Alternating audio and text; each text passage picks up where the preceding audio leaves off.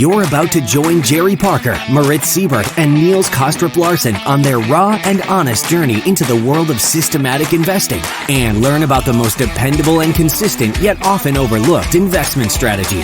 Welcome to the Systematic Investor Podcast Series.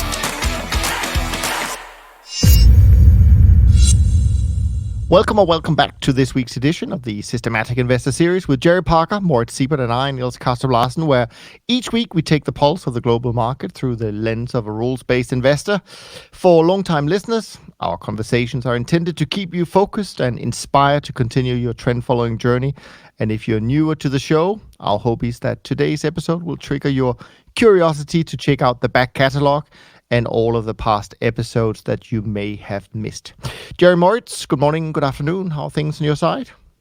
Pretty good. Good morning, good afternoon, guys. Sunny day, surprisingly sunny for a February winter period, but it's good. It's surprisingly cold here in Florida, 45 degrees, but it's going to get warmer, so don't feel sorry for me. Well, we can't always have it the way we want, right? So, Yeah. But anyways, quick roundup of this week. I mean, I guess there are two main things that I took away from last week. One, we had 7 straight sessions of gains for gold, which sent gold prices to a 7-year high on Friday. I guess as investors continue to search for safety for their somewhere to place their cash. But it wasn't the only asset that set a record this week. Intraday, we saw the 30-year bond in the US set a historic record. It reached a yield of as little as 1.89%, of course supported by other maturities. I think the US 10-year note didn't quite make a new all-time low, beating the 2016 low, which is 1.36%, but it got very close. I think it touched 1.44% this week. So pretty amazing. Why don't we just leave it at that in terms of market recap? We'll get into things like that as we talk about it. Moritz, you were out last week doing a lot of traveling, and so we missed you, and excited to hear how things have been panning out while you've been... Usually things go really well for you when you go away, so I don't know, maybe there's a trend there. Yeah, it's been okay. The weather was great in Australia, and I listened to the podcast which you two guys did, and it sounded like you need me to get the juices flowing and to be the podcast less gentlemanlike or something like that. I think I underheard. So that happy to be back. But yeah, the trend continues. It seems to be when I'm away from the podcast, then performance is at least positive. It wasn't massively positive for me. I think 42 basis points up this past week, and just a couple of basis points, maybe 5 or so the week before. So not a lot really, but like you suggested, Niels, gold and silver and palladium, all of those markets have been doing really well for me in this past week. And also the bonds. The bonds are back in a way. Not as the trend is not as steep, not as strong as it used to be in the early summer days of last year. But we're making it back towards the all-time lows of the yields. So I'm not as long as I used to be, but I'm getting there. So making money off those bonds, and equities have been a little bit poor. And some of the currencies I lost money. I think of the Mexican peso and also in the Japanese yen. But other than that, looking pretty good. Yeah, on our side, also a small positive for the week. Still strong for the month. Still, obviously, have a week left, so anything can happen. Best position for the week was gold. Not surprising with the run it's had, but from a sector point of view, fixed income, as you say, Moritz, did reasonably well. I would say currencies on our side were pretty mixed, but with some definitely some differences. Yen doing well, Mexican peso not so well. So a little bit of difference there. But of course, weakness in equities, especially towards the end of the week. That's really where we saw the losses, since we are heavily long in those trends right now. So that's really how the week shaped up for us.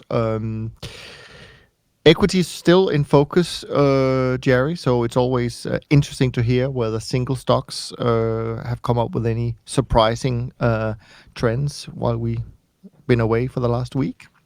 Well, some of my stocks are in a big trends. You still have Tesla and some of the tech-related stocks, satellite or space and things like that are kind of going crazy. So I have a good broad portfolio. I got hammered in some of my stocks and actually had a good day. I think one day this week when the S&P was down a lot. I'm not sure why. I don't remember why, but I was just checking some of the other bonds that I follow, corporate bonds and ETF. They made new highs. They're much stronger than the other bonds, than the government bond futures, and emerging market bonds strong. Mortgage-backed bond ETFs way stronger. So this volatility we saw last year in the rates and the bad period and the horrible month, it's all forgotten, just like we thought it would be. But who knows what's going to happen in the future? We may see something similar or worse, or keep going higher. It's just the power of the trends, and really the power of just sticking with the trends. That's we're seeing a good year this year and a lot of good trends. Yeah, no, absolutely. I've got some things I wanted to dive into later, maybe that kind of relates to some of these things that you mentioned. But why don't we stick with the normal routine and see what was topical in your Twitter feed, what people liked, disliked, or just reacted to in general, to gauge some of the pulse of the week right now? Well, honestly, sometimes I have to just give up and forget about what people like and dislike, because there's not a lot of likes sometimes, and I disagree. Some of the things I get one like on, I'm like, well, you guys blew it on that one. But once again, I'm intrigued and really enjoyed a deep dive in with Harold Boer at Transtrend on the Hedge Fund Journal. I'm just really enjoying, for the third or fourth week in a row, these intense long articles about a trader, a firm, or a group of traders being interviewed. And it's just a lot of great gems in there, and some of them are sort of new or just confirm what I believe, which I suppose is some sort of bias I've heard, that you're not supposed to only read or be influenced by things that agree with your already pre-existing thoughts, but so be it. So he's pretty intriguing guy. So he starts out with unorthodox decision-making drives performance, but recognition requires telling a story that sells. When unorthodoxy doesn't sell well, it essentially states we do not worship what most investors believe. He's sort of getting uptight about what's been going on in CTA land. We're all, in his opinion, the CTAs have sort of they used to be a lot different. They used to do things differently, but now they're all sort of one thing. And he goes on, they shifted from trading as many as possible markets to striving to be sizably positioned in different trends. If a market is just a less efficient way of trading the same trend that can be more efficiently traded through other instruments, there is no value in trading it. And I've sort of thought that for a while now, that I used to brag about how I traded all the markets and how important that was, but I really had too much concentration, like in things like energy or precious metals, where they're all highly correlated. And in a more eloquent way, he's sort of saying, yeah, I used to trade all these markets, but now I'm making sure that I'm not kidding myself. If I have on 3 big positions in gold, silver, and platinum, that's the same trend. Is that what I want? Is that helping or hurting my overall diversification? So that's been a theme of mine for a while, to sort of correct my thinking on highly correlated markets and sort of recognize it's all the same trend. Did you have a chance to read the article, Moritz? No, I have not, but it's in my inbox, so I still need to get to that, and I have a lot of catching up to do with my inbox. It's flowing over. But I guess my comment on that is that's exactly what I think I'm doing. I think it's what Jerry's doing as well. I think it's a good idea to trade all the markets, but you need to recognize that they are highly correlated. And if they are highly correlated, make adjustments for that fact. Because no market is perfectly correlated. Gold and silver do not correlate with one, right? So by definition, the trend is not exactly going to be the same. There's a little bit of diversification in there, just not as much as, gold and wheat. So there's nothing wrong with trading gold, silver, and platinum at the same time, but your position sizing, when you form that cluster, needs to take that fact into account. So I heard other things in what Jerry said. I heard, rightly or wrongly, this evolution of us trying to become more and more diversified. Also, in a sense, in doing so, ending up looking very similar to the way we were back in the day, where we were very different. But I also interpret it a little bit different, and that is, I think you need to stand. In order to stand out with performance, you also need to have the courage to stand out with the positions and the way you trade. So I'm not so sure that trading all the markets per se. I understand the argument for doing so, but I think we lose one thing, and that is we lose conviction. And I think conviction in certain positions is critical if you want to deliver above average return. Yeah, sure, it comes with more volatility, probably. Yeah, that's fair. But I think if you want to deliver outsized returns, you can't just look like the average, right? And I think if we trade all the markets, we may end up looking like the average because our position size per market becomes so small. And I'm not saying that because we at Dunn trade much smaller set of markets. 55 markets. So we will have concentration, we will have conviction in the portfolio, and we will have volatility from time to time. No doubt about it. I just don't know a way where you can get both. And I think what he's saying, without having read the article, but from what Jerry was quoting, that you need to kind of stand out a bit in order to deliver returns that are different to everyone else. But diversification can only be a positive thing, right? We all agree on that. So if you are running a more diversified portfolio, then that allows you to trade larger position sizes across the portfolio because it is more diversified. So you will get the same return with less volatility. So you get a better risk-adjusted return by being more diversified. And I will never, this is a golden rule. And I don't think that anybody's doing anything right by saying, I'm leaving diversification on the table, I don't take it, and I become more concentrated in certain positions because I want to have a higher return, but it comes with more vol. But is that true, Moritz? Is that true, Moritz? If you have a 50 portfolio, a portfolio with 50 markets, would you take the same risk per market if you had 100 markets in that portfolio? Would I take the same risk per market? So if you take, let's make it very simple. You have 50 markets in your portfolio and you take 50 basis points risk per market, right? If I say to you, okay, now go to 100 markets, would you still take 50 basis points? No, you can take more. That's what I'm saying, right? Because you have a more diversified. So you would take even more risk per market. Exactly, because you have run a more diversified portfolio. But I don't see that you can get that much more diversification that would allow you to trade with even more, because a lot of the markets you will have to add are not that uncorrelated. This is my point. That's what I'm saying. I'm making adjustments for that. I'm not saying it's a linear scaling of risk from 50 bips to 1% risk. But as with any investment, if it's more diversified, you can run it at a higher vol to get a higher risk-adjusted return. The same is true for trend following. Yeah, but I still don't. I'm going to be a little bit different on this one, because I also hear both you and Jerry say, oh yeah, we know that energies are the same, so we trade them half size. So to me, that doesn't seem like you're trading them at the same size because they're correlated. What I'm trying to say is, and again, there is no wrong or right. Clearly it works for you guys and it works for us on our side. But, we don't trade smaller in Brent just because we also trade crude. We treat them the same. And but then you run a higher risk on them, right? If they're very highly correlated, well, no, because it's kind of like you have two positions on. Because the difference is here, Moritz, we don't trade 50 basis points per market. We don't have a fixed budget per market that we have to be in.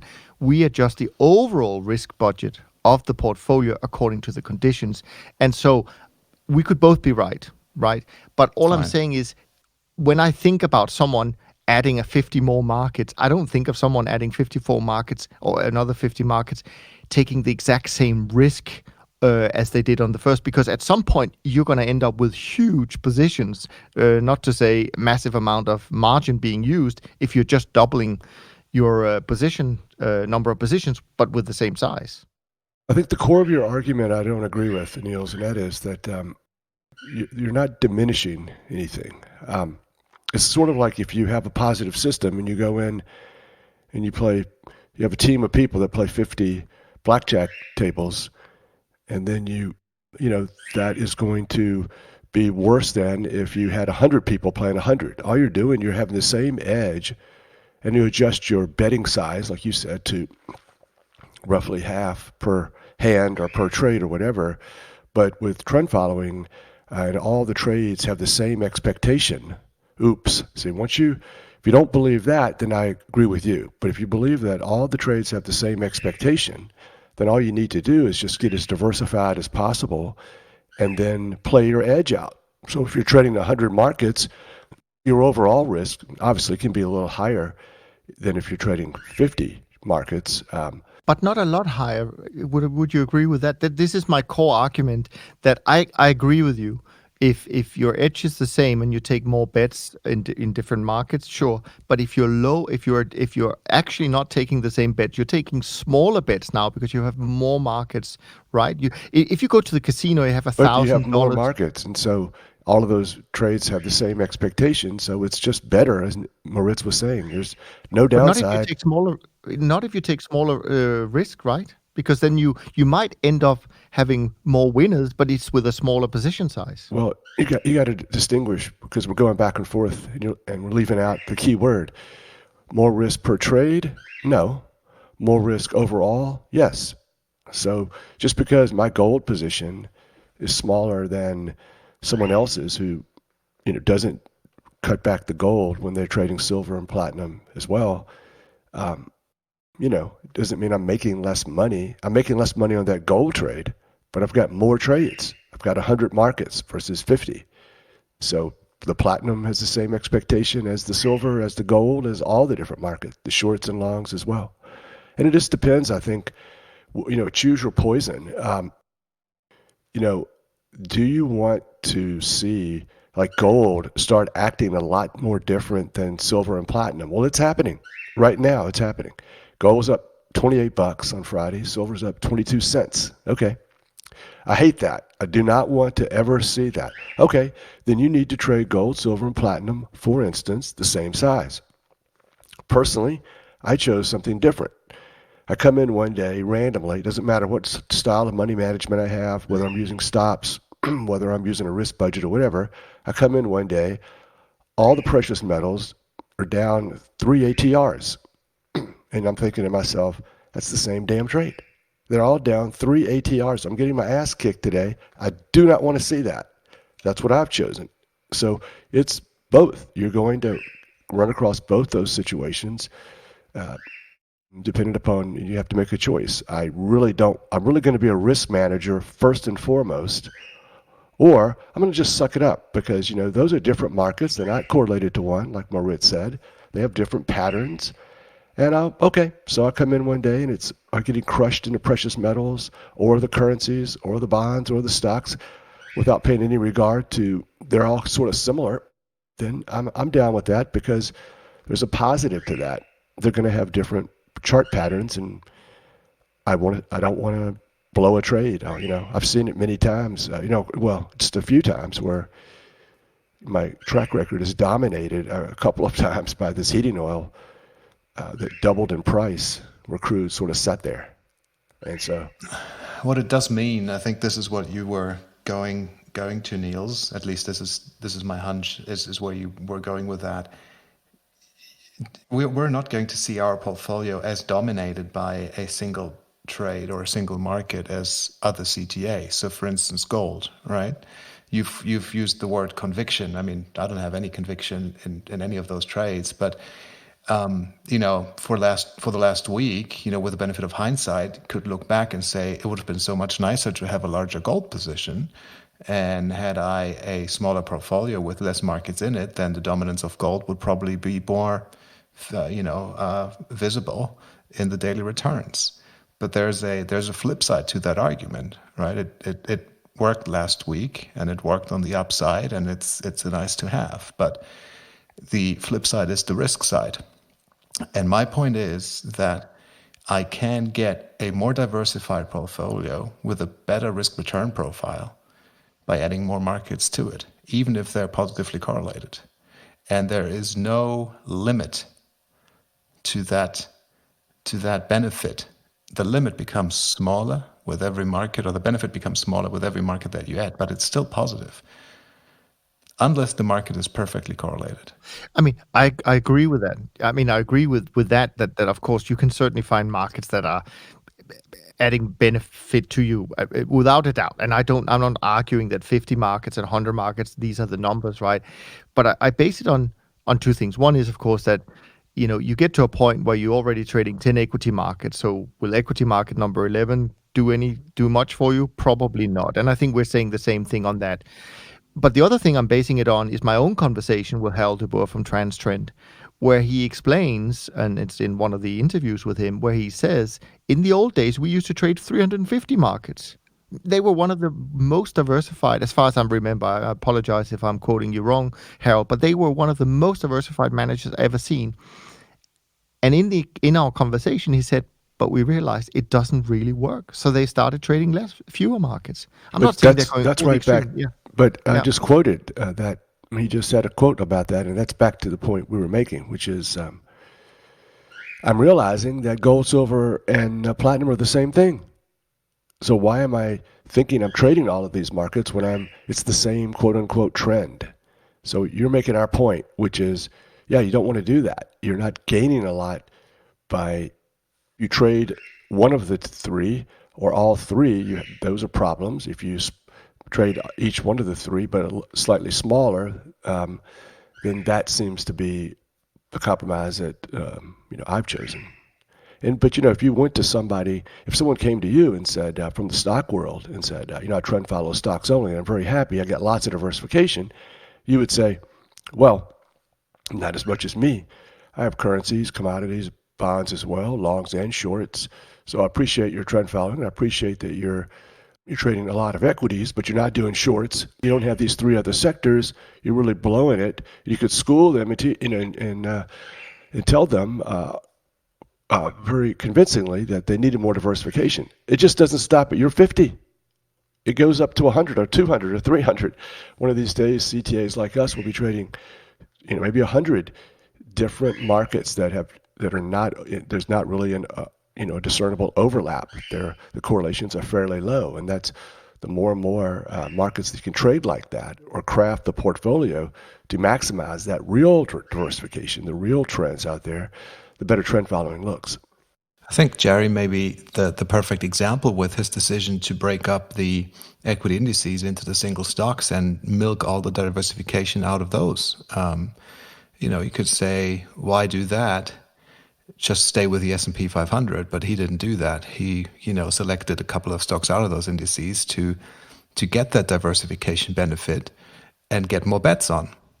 And I think this has exactly the effect of lowering your risk because you're more diversified. But, if the S&P makes a 5% move higher in a week, then if Jerry's lucky, he's going to be making 5% with all those stocks, but probably he won't, because they won't be perfectly correlated to the S&P, and he may be slightly up. Man, I tell you, it really is stressful, and you have to, you get into the stock thing, and you're like, oh, this is so much fun. 1,000 stocks with enough liquidity that I can trade them, and I can go out, and all I need is like 20 or 30, and I've got an amazingly diverse portfolio. Unfortunately, on those great S&P days or years or months, where the S&P is crushing it, I'm sitting here going, what am I doing? I've got too much diversification. There may be the point, though, when the S&P breaks, 7% lower in a week and you don't. Exactly. And that's when you have a good time. Exactly. And that's the whole point that we're making. But that's true with our other markets as well. You keep telling me all these markets, currencies, commodities, stocks, bonds, they all have the same expectation. But you're getting crushed by the S&P. It's just not working out. It will. Trust me. It has and it will. It's just that I'm going to have massive performance difference from the best performing sector or market. You know, the S&P, in my opinion, is just really one market. There's a handful of stocks, Microsoft and Apple, that are 80 or 90% correlated to it. So it's really just one market. Yeah, and of course, I don't disagree that trading single stocks compared to an index can give you more diversification. I don't disagree that there are markets out there that will add diversification. My key argument is I think there is a limit. I mean, where it just is not worth it, and whether that's 50 markets, it's probably higher than that. I would admit to that. But I don't think trading 150 markets, because I don't think there is truly 150 markets that are that uncorrelated if you take aside single stocks. But that's fine. We don't have to agree on this podcast. I don't think we disagree on the fundamentals of the benefit of diversification, because that's not my argument. My argument is just that I fear that we're getting getting away from sometimes having a bit of, real exposure in our portfolio, because of, the worries and the fact that we don't want to have, much volatility and all of that stuff. And if that's the case, it's like, oh, we can just remove the volatility and the downside and still have all the upside. I'm not so sure we can, unless we're willing to be courageous from time to time and have a bit of concentration in the portfolio in those things that really move. That's, I think. But anyways, it's a good start to Twitter. I was with you, then I'm not with you, then I'm back with you. So, we just kind of disagree. Sure. That's fine. That's fine. Because we don't know. This is another thing you brought into a slightly different topic, which is we don't know which of those markets are going to be the ones that are going to move like that, like you described. So we don't even know. It's predicting. It's something that's going to happen in the future. I have Tesla and palladium and gold. So I'm having a good year. And so how did you figure that out? How did you predict that? Oh, come on. You need to listen to these podcasts. I didn't predict that. I've been long these things forever, and they've had tremendous volatility. They're all sort of small positions because I trade, by my count, 60-some individual trends. I try to figure that out. It's maybe 100 markets, but I really think it's only like 60 discernible different markets. And I'm totally in agreement on that. There's not 150. Yeah, exactly. What we were sort of saying is, I wish there were 150. Right. I wish there were 100. And that I agree. I think we are in complete agreement on that. I mean, I think we're just talking about it differently, but that's true. I mean, I agree with that completely. So he goes on to say, you need to read the article because he's sort of bemoaning the fact of how CTAs have evolved into being too similar. He says the successful industry sales story, he's down on the sales story, our sales story, CTA sales story, has been that systematic investing is scientific, testable, and repeatable. However, we exercise discretion to design our CTA investment program. It is neither really science nor art. A better way of describing it would be craftsmanship. I love that. I know in the past 2 or 3 years, AQR wrote a paper using that exact same word, craftsmanship. It is, there is a lot of choices. You've heard about them this morning, talking to the three of us talking and how we make these decisions. And we're doing back testing. We're using computers and math and Excel back test programs, but it is a lot of discretion on how we get to this systematic approach. But I would say that from my point of view, this, evolving away from the Turtles and John Henry and some of the old U.S. CTAs done maybe back in the 90s and 2000s, where European CTAs were sort of taking over and raising and improving the more original trend following systems and creating big businesses. This was their marketing sales story: scientific, testable, repeatable. We're scientists. We have all these PhDs, But aren't you trend following? Yeah, but still we're adding other things. And trend following can benefit from our enhanced and enlightened way of producing it. I mean, I think that's absolutely right. I mean, there's no doubt that the quote unquote sales story for our strategy, could be better. And it does evolve, of course, over time. And I don't think we as an industry have found the best way of really making it clear to investors why they need a core allocation in the portfolio, because otherwise more people would have it. Yeah.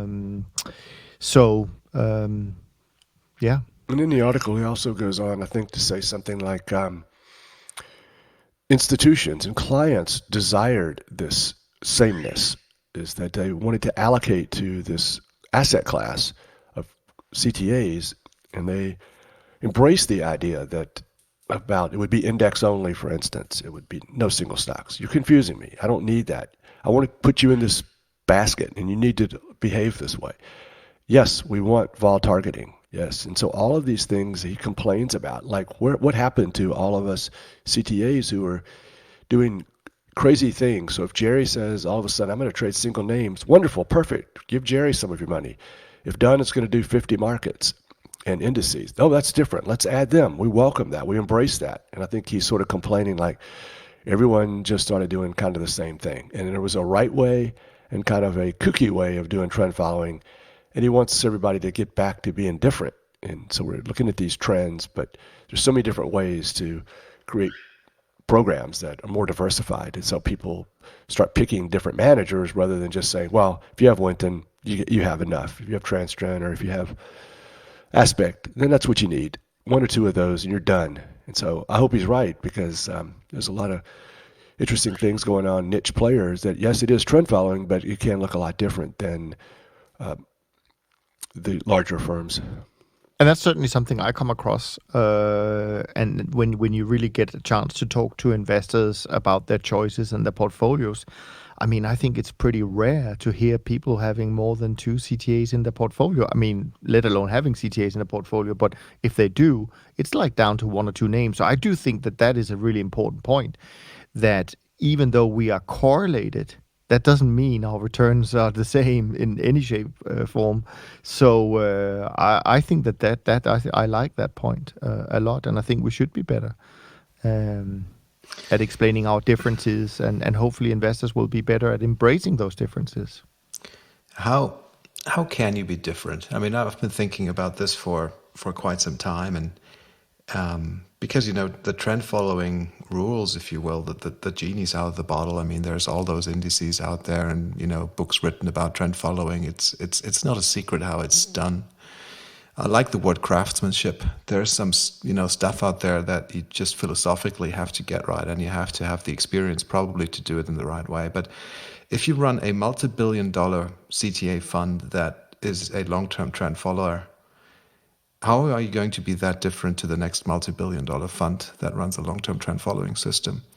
And to me, it's not going to be the volatility or the risk that you're taking, because that one you can scale up and down, right? If there's one manager that trades at 25 vol and the other one at 12.5, why just invest half of your money in the 25 and it's down to the same thing, right? They're probably all going to be diversified across different time frames.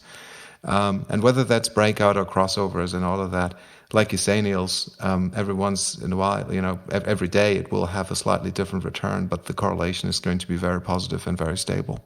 So how are you going to be different? One guy to the next. And to me, it's really only different markets that you trade, or maybe you become concentrated. Maybe that, I don't know, Harold, maybe that's one of the things that he's trying to achieve, to differentiate Transtrend more from other CTAs by, moving back to more concentrated trades. I don't know. But it is an important question, because if you are lookalike CTA, like all the other ones, it's very difficult for the large accounts to allocate money to you. Yeah, we threw in another a really good distinction, which is multi-billion-dollar. So, Right. yeah, because they're gonna, lose the commodity impact. Exactly, and this is so valuable. Yes, I mean, So important. I can still trade milk and butter and rubber and all those markets, and sometimes they have massive trends, and my performance will look different to probably Transtrend at that point in time. But I think you hit it right, the nail on the head, right? Because in any industry, once you get to a certain size, you start looking the same. Look at just supermarkets. I mean, I used to live in the UK for many years.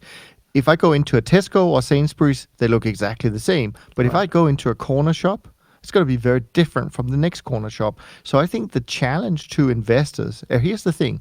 So why are the bigger getting bigger? Well, it's because I think large investors prefer 50 PhDs and billions of dollars under management, and all of those things, they tick the boxes, so that's where the money flows. We know that from all the reports. So they're going to, exactly as you said, Moritz, they're going to end up looking incredibly similar. There's not much they can do to be different. But if you look at the performance last year of trend followers from, say, 50 million and upwards, and some of the people you had dinner with in Miami, who they are, there were hardcore trend followers last year that were down, and there were trend followers that were up a lot.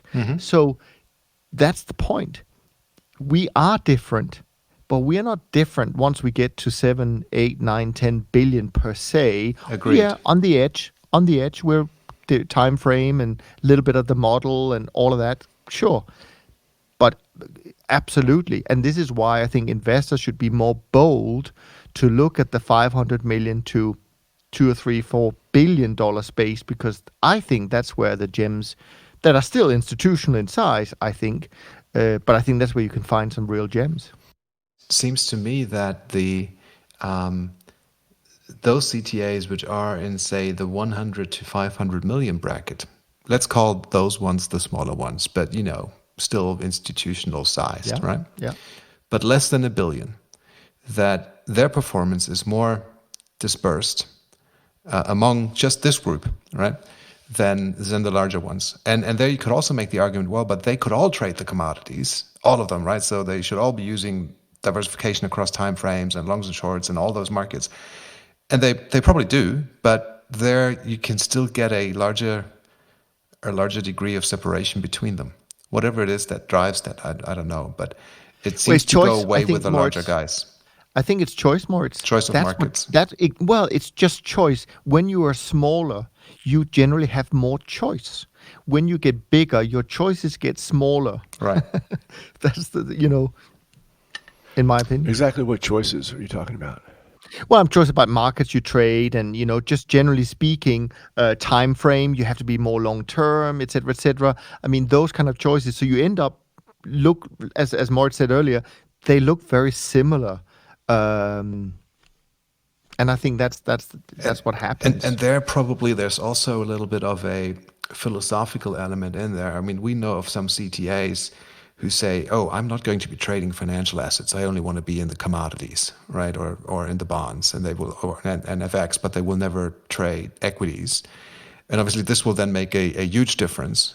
We know of CTAs who almost do just the commodities and nothing but. Obviously, that will then be different. So I guess that's part of the choice, right? How do you set yourself up in terms of portfolio? And maybe, when you're at the 100 million level, there's some room for some shorter term trading maybe, right? Which you wouldn't be doing if you are at 1 billion, because it would just be too much.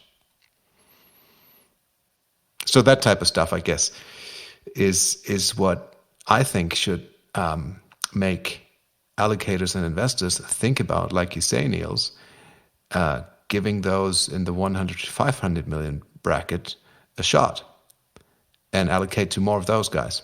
But the reason they won't do it, frankly, are two things, in my opinion. One, it's more work for the investor, and two, frankly, the consultants, they don't want to do the work. I know. It's the career risk and all of that. Exactly. And the consultants control so much of the decision making because they present the same 10 names.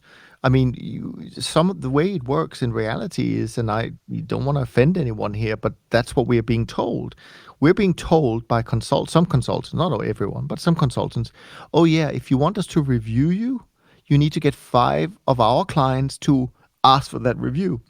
How do we do that? We don't know who your clients are, and so it's just convenient. It seems to me incredibly convenient to be reviewing the same 10 names and just get all the assets into those. And it's not to the benefit of the client either that the gatekeepers Absolutely are not. behaving in that way. I think that's a bad behavior there in the industry. And I'm gonna guess on what they'd say in response to all of that, and that would be, haven't seen performance, and so they're going to be left behind. And when it's evident that you need to have massive diversification, systematic trading, longs and shorts, then they're going to look deeper and say, well, we could have gotten a lot of that from the mid-tier CTAs, but they weren't making money at the time. How were we supposed to know? So now I think, that's going to be two things, that you need more CTAs, but you need more CTAs that can trade, have more flexibility and trade the commodities and are not so large. And that's what they'd say. That's what the whole story has been for 10 years, is that doesn't seem to matter. Everything other than the S&P, the Vanguard charges 9 basis points for, it just doesn't seem to matter. Throw in some bonds, the 60-40 or whatever, that seems to help a little, or I'm done. And so I think in the future it won't be so easy or so. And then on top of all of that, Jerry, you have certain types of investors. You have certain countries, where Moritz lives being one of them, where they don't want the commodities, right? Some people say, oh, we don't want that because of, that could push up food prices or whatever. Some people don't want them because, from what I've been told by one of our clients, is that commodities is more risky, even though we size our position inverse to the volatility, so they're never more risky. It is so risky to not have them in your portfolio. That's exactly right. Going for the safe portfolio, quote unquote safe portfolio, is going to turn out to be much more risky than you can ever imagine. This goes back to something I want to, maybe not today because we have some time constraints, but the piece that Chris Cole came out with recently, and Chris has obviously been on the podcast a while back, but the piece he came out with, where it basically his analysis or research suggests that the U.S. pension fund systems have 74 or some 71% exposure to equity and another 24% or something like that exposure to fixed income. I mean, yeah, that might look safe right now, but can you imagine how risky that is once correlations go back to being long-term positive, which they are, and both of them goes down? So I don't want to disrupt your Twitter flow, so let's keep doing. We can do the other, talk about the other topics at a later day, Jerry. So just keep going. This is great stuff. Well, let's just end with, I'm pretty sure he's, like me, a little uptight about vol targeting and crazy trading and indiscriminate selling and price insensitive orders. He puts that in there. He says it's a great social responsibility to contribute to well-functioning markets, considering their importance in our society. Respecting markets is completely in line with our objective to achieve attractive returns and sustainable returns for our investors. Becoming he brings up this topic of becoming a liquidity provider than a liquidity taker. Stop loss orders are potentially destabilizing, since multiple stops triggered together can exaggerate market moves. So those little tweets can't fully capture everything he was trying to say about a lot of those topics, and it's definitely worth reading. But I just can't help but think that anytime and he talks about this, where traders are just given tight time frames or different goals of execution that can really harm the markets and make them very unstable, and crashes, and especially the ones we've seen in the stock markets, not recently, and hopefully not for a while longer, but that's the downside to all of this great diversification in stocks that I talk about, in single names, and finding 30 out of 1,000 that should be less correlated to each other in the S&P. Well, on those big crash days, Dow minus 500, Dow minus 1,000, whatever, there's no refuge to be found. And I think that he brings up a very good topic. I think it's a touchy topic because it's hitting right at the core of a lot of his friends in Europe and the large CTAs who brag about their contribution to enhancing trend following and CTA managed futures by pretty much a constant volatility targeting. I think that's one side of it, Jerry. I think the other side, which I think is perhaps much more of an issue, certainly in the equity space, is that you now have more passively managed funds than actively managed funds. So the indiscriminate selling for me really is also a result of the fact that you now have all these funds that are, just ETFs or whatever, and they don't look at price, they just look at flows. And I think there were some headlines recently I saw or heard, or maybe it was from this study that or interview I heard with Chris Cole, that there is like 80 or 90% of the daily flows in US equities are from passively managed or I wouldn't use the word algo because it's not what I mean. I mean just flows rather than price discovery kind of thing. So when the proverbial hits the fan, then clearly there's just going to be outflows, and these funds have only one thing to do, and that is execute the orders. And I think that kind of pressure on markets is going to be way outpacing any pressure we as the CTA space can put on the markets. But that's just my personal opinion. But I agree, there is big risk in what we're seeing in terms of how money is being managed generally. I agree with that. It's very interesting to think about that, and it's been covered on Real Vision on a couple of occasions by Mike Green, who now works for our friend or with our friend Wayne at Logica.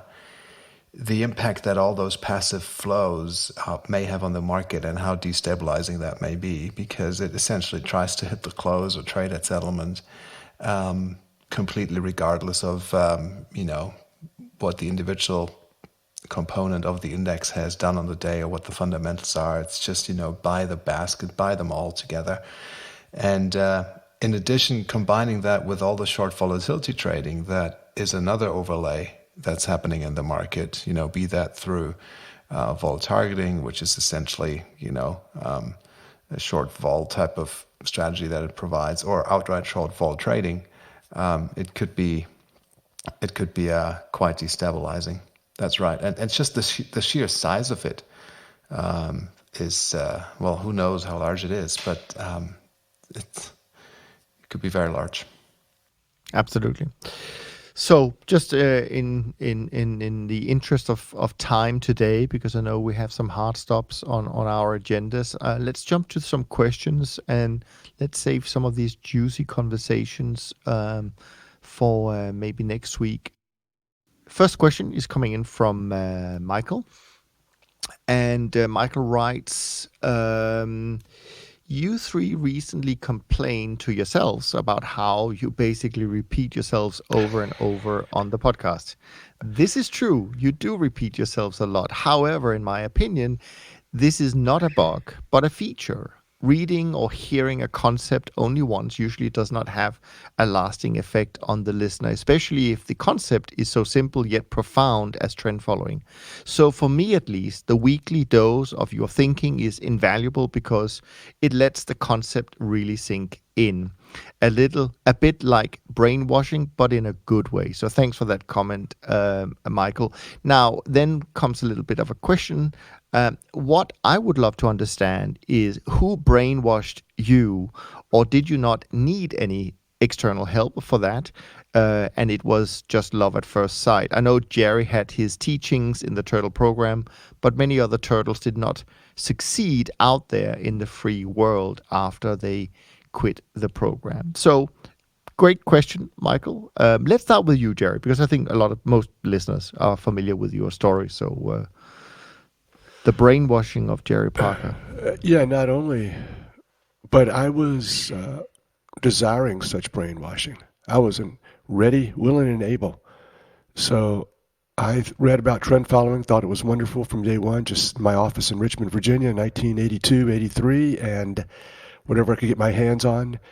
And then when I got proper training, I was susceptible to believe in it more than the people who were training me.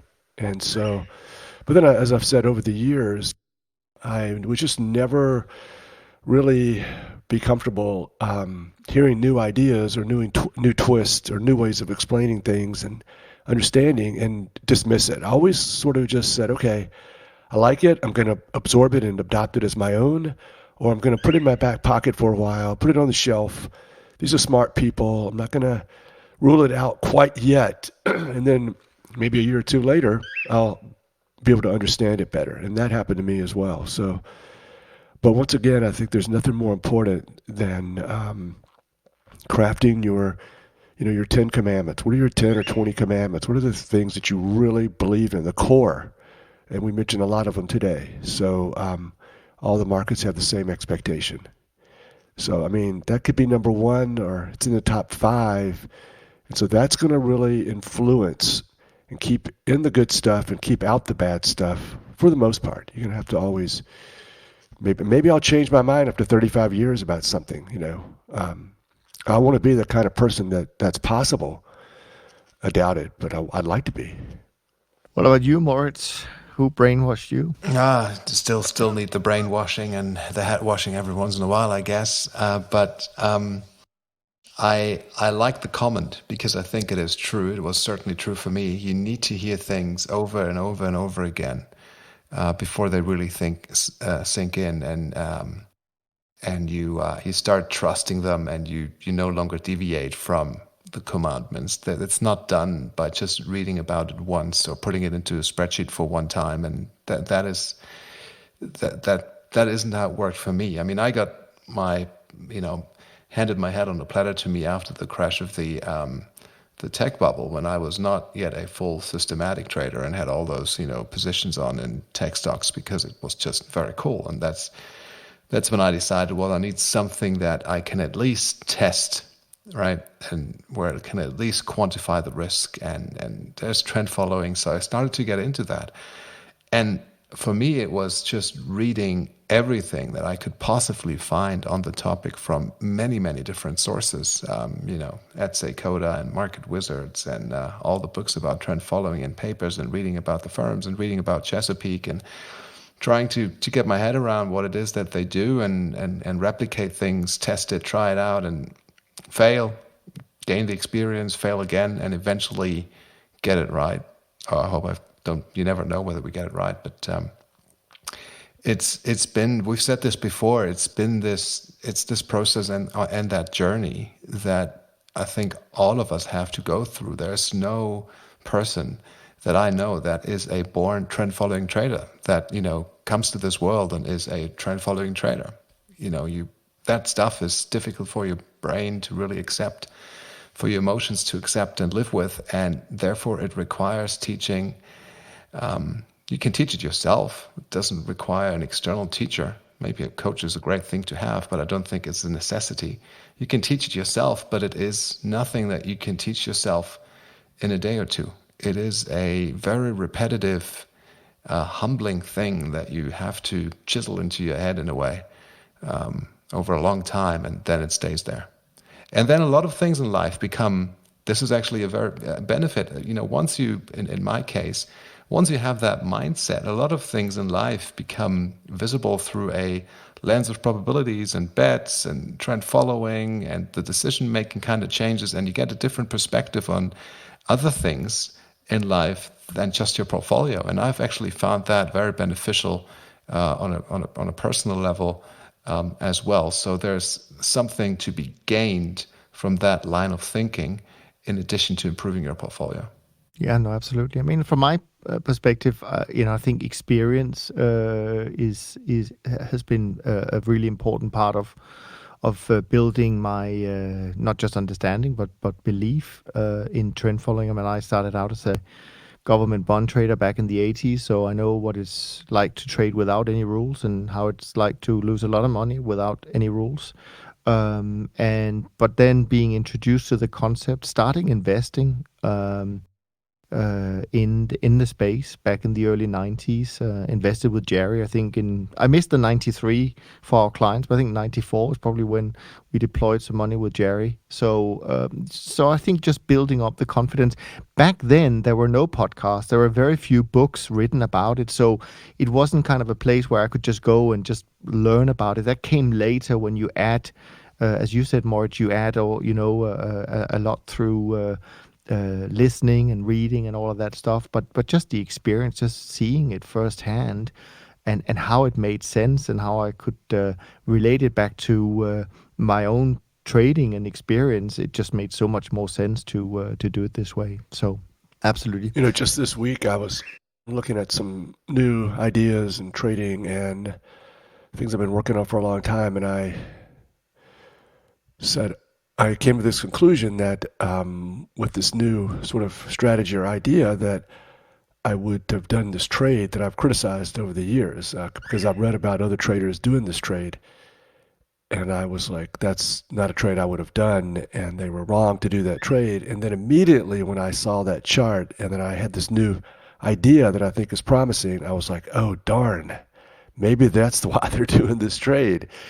And so you just got to be honest with yourself, and I immediately thought, calling myself out, oh crap, I've criticized, made fun of that trade for many years. And yet now I see there could be something there that I just sort of missed. And you just got to be like that, at least with yourself, maybe don't take that into a marketing meeting, but you got to talk to yourself and tell just be a real person about what you believe, what you know to be true, and your weaknesses. And I think the other thing is you touch on, I think, Jerry, in that comment, is just to say that even after all these years, I think we're all still students of trend following. I mean, it's an ongoing journey. It never stops. I think that's important as well. One thing I want to add to that, which just as you guys have been speaking came to my head is I remember like 20 years back, I've found myself many times going like, wow, I can be smarter than what those guys are doing because look at the track record of Chesapeake. Really? Is this all there is? It should be really easy to do better, right? Because this guy is only using price, and this can't be right because there's so much more information out there. So it's going to be easy to knock Chesapeake out of the park and just do something that's so much better. And as a young kid, you try because you think it's possible, right? And so you try and you add all those things and, you find something that works. Okay, great. Then you find out that you've curve fitted, so it doesn't really work, right? So it's this kind of like, 360 thing that you have to go through. At least in my case, you have to go for it and try to be better. And then you come back to, well, no, it is the price. The price is the only thing that doesn't really, it's the only indicator that doesn't deviate from anything else. It's the true lightning rod, and simple is good enough.